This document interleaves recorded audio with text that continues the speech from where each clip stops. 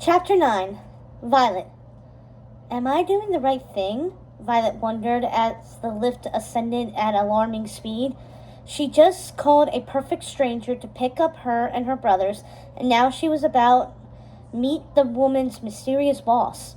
After a lifetime of her parents drilling the "don't talk to strangers" speech into her head, she'd just done the exact opposite. What was she thinking? That she was trying to save her family. What was it Mom had said Mastermind once warned her? You fear me now? Wait till you have children. You'll never sleep again. Mastermind was back. The villain had her parents and was after her and her brothers. Lucius was missing. Violet had no choice but to trust Mirage. The comms link was burning a hole in her pocket as the lift slowed to a stop. She hadn't had a moment since she'd called Mirage to try it again, but she was desperate to. She hoped Mirage was wrong. Nobody was hunting supers, and it was all a big mistake. If Mirage was right, which seemed far more likely, Violet hoped her parents had broken out by now. Stupid powers. Why did her parents start doing super work again when it was illegal? It didn't make sense. Violet could feel her hands spark with electricity the more upset she got. Could Jack feel her fingers pulsing since she was holding him? She didn't want to hurt him. She tried to push the thoughts from her mind. The lift doors opened and Violet squinted at the bright sunlight flooding the lift shaft. Whoa! Dash raced into the massive living room.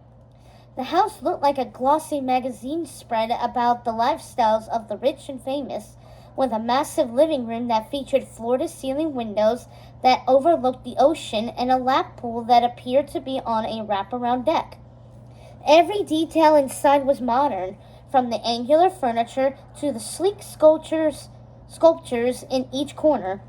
Trophies on a bookcase were the only personal touch. There were no photographs. It couldn't be more different from the Parr's house, with its family albums, clutter, and scattered toys, if it tried.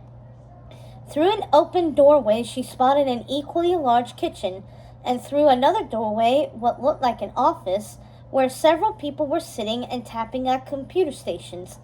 Jack squealed in delight at the sight of a ball on a shag-piled carpet rug and wiggled to get out of Violet's arms. Distracted, she put him down and let him crawl towards a large TV playing a cartoon and a stack of baby toys that appeared to be just waiting for him. Dash, meanwhile, had gone running towards a row of arcade games and a pinball machine lining one wall of the room. He reached the first machine and paused, looking back sheepishly. Is it okay if I play with these? His cheeks burned. Mirage's jaw went slack. Sure. I don't even know where they came from. These weren't here yesterday. She stopped herself, then smiled and said, I bet these are for you to enjoy. Go on. Dash started the pinball game, and a cacophony of sounds filled the room. Loud dings and beeping noises, making both Violet and Mirage wince. Dash cheered as his first high score rolled in. I thought you said we were going to headquarters. Violet asked, suddenly second-guessing her decision to come here. This looks like someone's house. Mirage nodded. It is headquarters. I don't live here. My boss works out of his house. No one works from home, Violet pointed out. Mirage smiled. True, but his branch of the government is so top secret he has to. Most divisions don't know he exists. He has a remote location, offshore. But most of the time he works from here. In fact, he's in the office right now. Mirage walked to the door leading to the office and leant inside to talk to someone. She straightened and shut it before Violet could get a peek. He's busy at the moment figuring out how to help your parents. Violet moved to the doorway. Then we should talk to him right now. You said my parents were in danger. We need to get supplies and go after them immediately. Yes, Mirage said, nodding like a bobblehead. She glanced back at the closed door. And we will. But the government will help him, won't they? Violet found herself talking fast. Her fingers sizzled, and she felt lightheaded. She was nervous. She was agitated. She was getting upset. It wasn't a good combination. She could disappear at any moment, even if other divisions don't know he exists.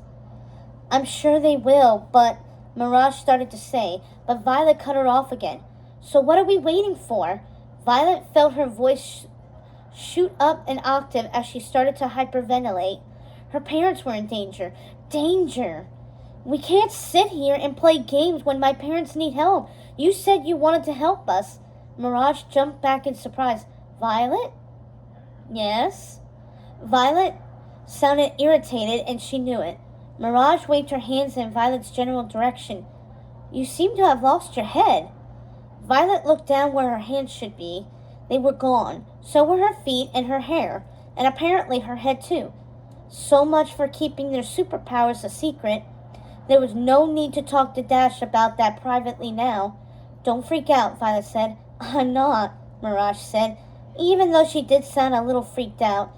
I just didn't know you were... that your whole family was... Super? Violet finished. Yeah, we are. At least everyone but Jack is. Mirage stared at the space where her head should be. Incredible, she whispered. Not really, Violet said with a sigh. Not if you don't know how to control your powers. It's worse when I'm worried or scared or both.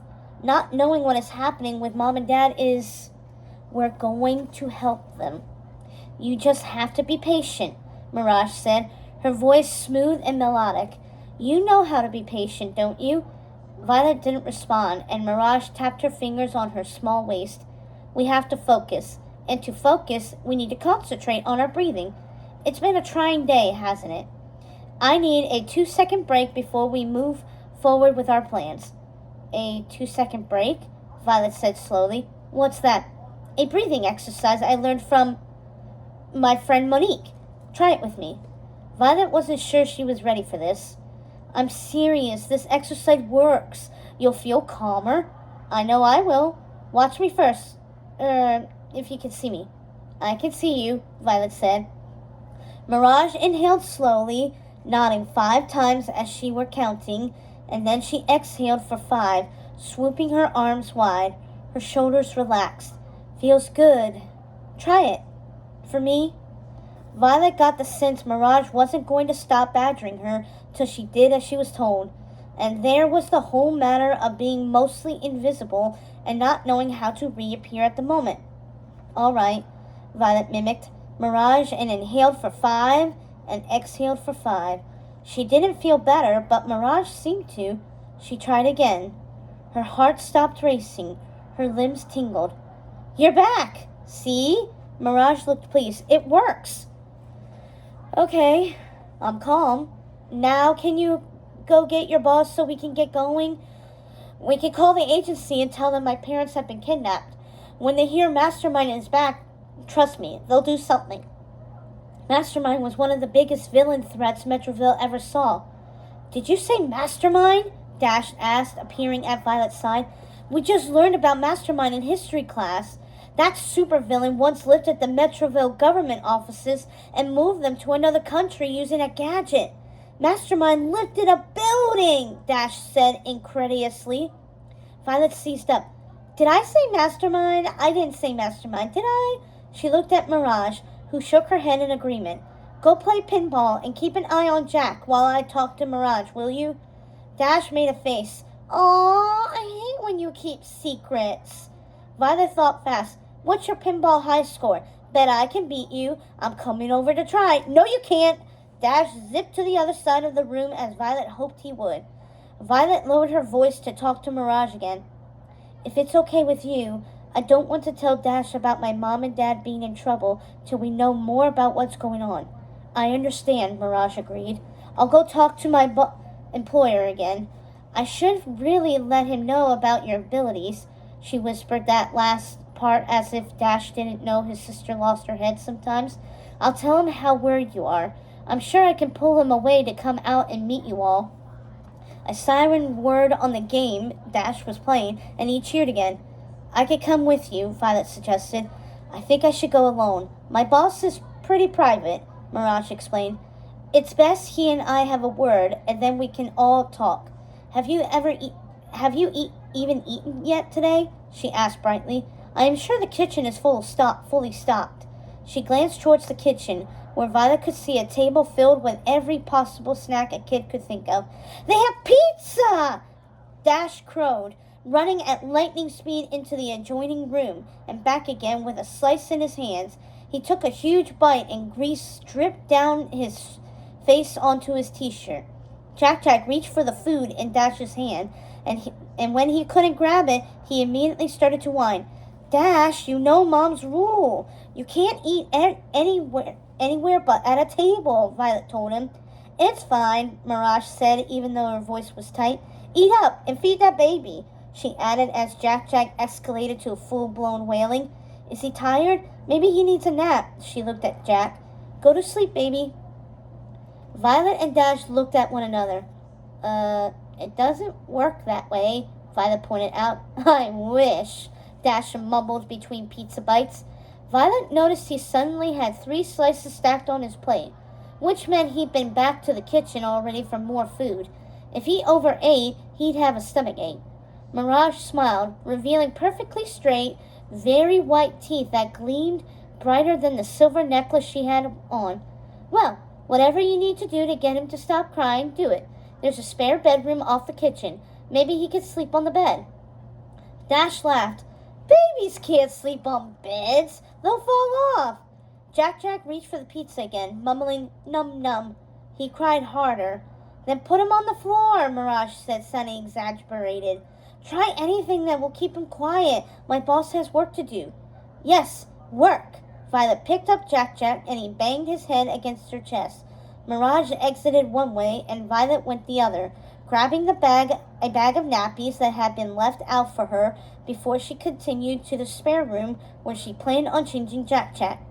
He squirmed as she tried to pull off his snapped pajama bottoms. She yanked them off. Hey, she realized, you're still in your super suit. So are you. Violet spun around. Of course, Dash was right behind her. This time, he was holding a biscuit. Jack reached for it, and Dash gave it to him. For the first time in minutes, Jack stopped crying. Both Violet and Dash exhaled. Violet hoped Dash had more biscuits on him. I'm wearing mine because there was no time to take it off before those goons showed up at the house, Violet said. But we have to put them back before Mom gets home. Mom.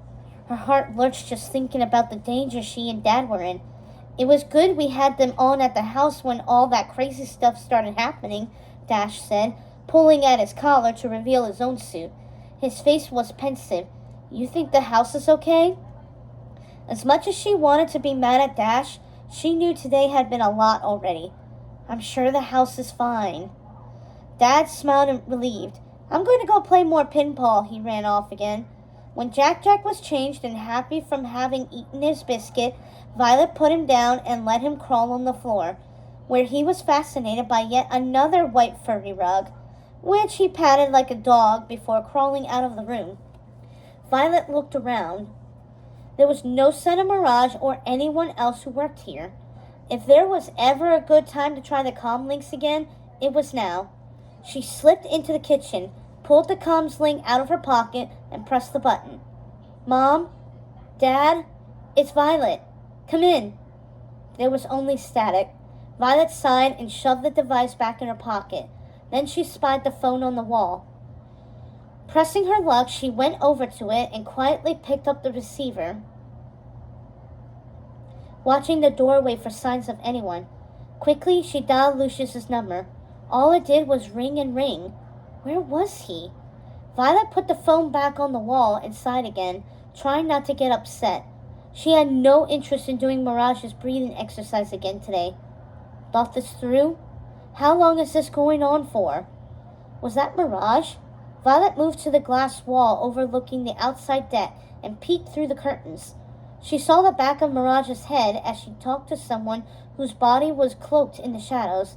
The other person spoke so low. Violet could only hear Mirage. She sounded upset.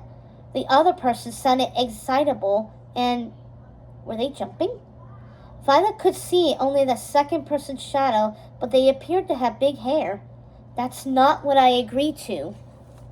Violet tried to move closer, straining to hear the other person. I know this changes things, but you can't. She was cut off. I know, but you think no one will notice? They're someone's children. Mirage was talking about them. Violet pressed against the glass, trying to hear what was being said. Was Mirage talking to her boss? You can't expect me to do that. No. That. But I don't think you thought this through. Wait! Violet felt her stomach tighten. Was this conversation about her or her parents or both? She put her ear to the glass to try to get a better angle and heard Jack squeal. Suddenly he was right in front of her. Mirage whipped her head around and Violet ducked. Sure, she'd been spotted. When she looked down, her whole body had disappeared, except for her clothes. Maybe she was in the clear. She picked up Jack and paced the room. The baby didn't seem to be bothered by the fact Violet had no head again, nor arms. Should she tell Mirage what she heard?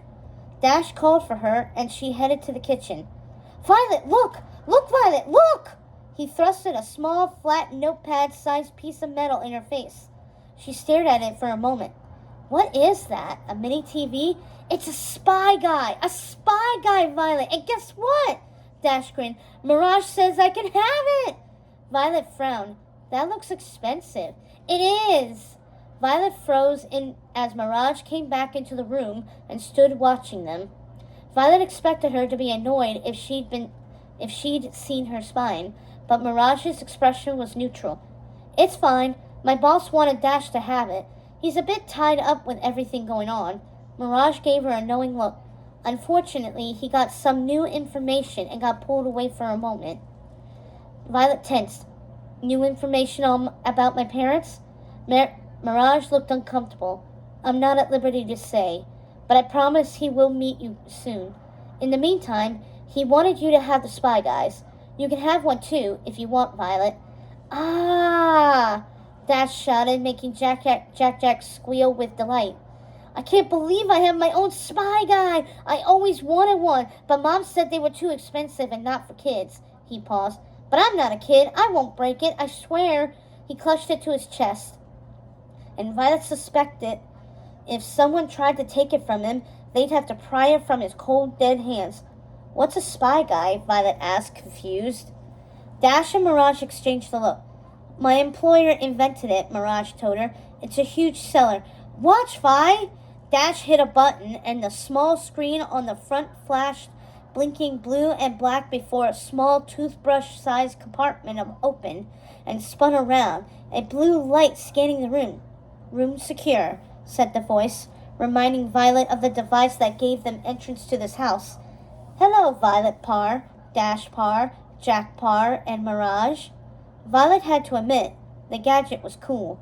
It could send video messages, Dash told her, like on TV, and you could put it down in any room and the spy guy knows who is in the room, even if they're hiding. It's so cool. He hugged the device again. Wait till I show Dad. He looked at Violet and his face crumbled worriedly. Have you heard from Mom and Dad yet? Not yet, but Mirage is going to help us reach them, right? Violet glanced at the woman tentatively. Mirage folded her arms across her chest. Right. Violet, can I talk to you privately for a moment? Her voice was strained as she left the kitchen. Violet trailed her to the living room carrying Jack. She saw me, Violet thought. Sure. She put Jack down again in front of a toy while Dash played with the spy guy. Mirage opened a sliding glass door and Violet followed her outside, trying not to feel rattled. I know you're anxious to go after your parents, but I talked to my employer, and based on his intel, he thinks the safest thing to do is to keep a low profile for now. You can all stay here indefinitely. Violet didn't understand. Stay here? So who's going after my parents? Is he? Mirage played with a strand of her brown hair. For a moment, Violet thought she saw some blonde peeking out from underneath. We are. My employer is. We're taking care of it. Violet didn't like the sound of that. I want to speak to your boss. He really can't talk right now, Mirage said, side-eyeing a glass wall that Violet suspected was her boss's office. He's very busy getting together plans to go after your parents. I want to hear what he's doing, Violet insisted, and Mirage started to protest. I know my parents better than anyone. I can help. You're a child, Mirage said, her frustration showing. Just let us handle this. And how are you handling it? Violet pressed. She hated when adults thought they knew everything. Violet knew her parents' war stories, their moves, their enemies. She was an asset. Mirage's boss should want to talk to her. I want to see your boss. I came here as you asked. Now I want to see him. I told you, he's busy. Mirage inched sideways to block Violet's view of something. The movement made Violet want to see what was behind her. Too busy to see the kids he wanted to protect? Violet asked loudly. Fine. If you won't take me to him, then we're leaving. She marched towards the lift. Mirage tried to get in front of her. You can't. You're safe here. Mastermind is looking everywhere for you and your brothers. Do you want to get yourself captured? I won't get captured, Violet insisted. I'll find my parents on my own and rescue them. We're going. Violet went to pick up the baby again as he banged on a drum set. Wait, please, Mirage said desperately. You can't leave. You need to listen to us. Listen? Violet felt her emotions begin to heighten again. I don't even know you. In fact, I'm starting to think it was a mistake coming here. Mirage stepped in front of her. Violet, please. Your parents wanted us to protect you. We don't need you to do that, Violet said, looking for Dash, who was suddenly nowhere to be found. Lucius will help us. Who? Mirage asked. Violet spun around. Frozone? If you're friends with my mom and dad and no supers, you know who he was. She blew her hair out of one eye. Where was Dash? I do. Mirage tried to cut in, sounding flustered. I know it's hard to understand, but we're trying to help you. How? Violet demanded. By holding us hostage? That's not what we're doing, Mirage said coolly. Then why are we just sitting here? We have to go after my parents. We have to get them back from Mastermind. You said he is after us. He already has them. Her shouting startled Jack, who started to cry. Violet sighed. She hated the sensation, feeling calm one moment, then angry the next. So mad she couldn't catch her breath. Knowing this combination was sure to unleash powers she didn't know how to work right. If your boss is too busy to help me, then I'll find someone else who will. I'll call the agency myself, she said, thinking fast. Not that she had any clue how to contact the agency. Mirage's eyes widened. You can't! There could be spies, moles. You could put your parents in even more danger. Violet crossed her arms, her expression darkening like her moon. And who is going to stop me? I am, said someone appearing behind her. Violet turned around. A man with bright red hair that stood up like it had connected with a light socket watched her with an eerily wide smile. He held out his hand. Hi, Violet. I'm Syndrome. Sorry to keep you waiting. I've been dying to meet you.